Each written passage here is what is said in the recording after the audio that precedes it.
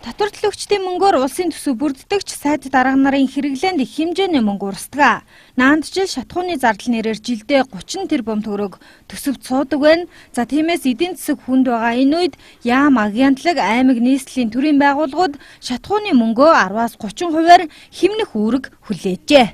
Төсвийн байгууллагуудын одоо хэрэгэлдэг унаа тээвэр шатхууны зардлаа хэмнэе.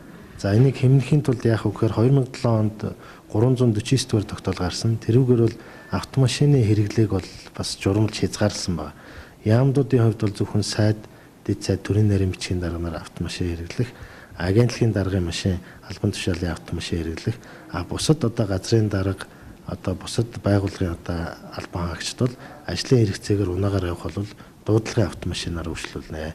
Гэхдээ энэ нь бол бас цаана нормативтай өдөрт бол нийт хэмжээ нь бол 50 км-аас идэхгүй байх гэх зэрэгээр журмалсан. Энийг бол хатуу мөрдөж ажиллая.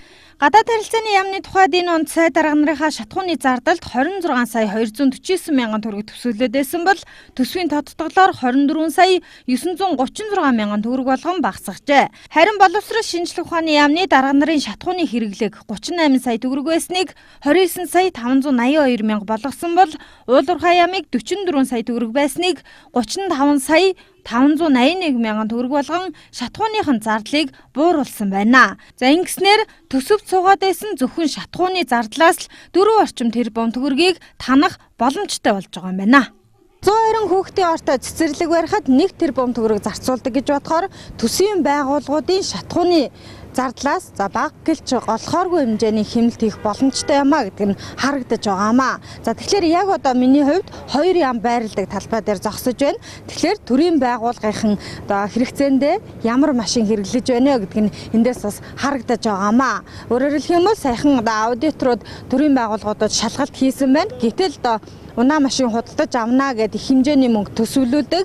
Энэ мөнгөөрөө ихэвчлэн бензин хийддэг том аврын машинууд худалдаж авсан байгаамаа. Өнөөх нь Lexus 470, 570 мөн Land Cruiser гэсэн машинуудыг худалдаж авсан байгаа. Тэгэхээр хэмнэлтийн горимж шилжээд байгаа энэ нөхцөлд ийм том машин хэрэглэх биш аль болох бензин багаддаг машин авахыг ч бас үүрэгдээд байгаа юм байна.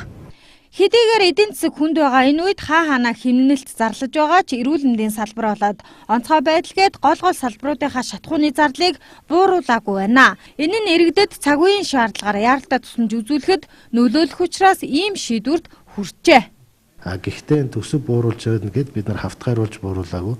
Жишээлбэл эрүүл мэндийн байгууллагуудын онцгой одоо энэ цагдаагийн байгууллагууд гэдэг энэ төрийн үйлчлэгийг иргэд хүргэж байгаа.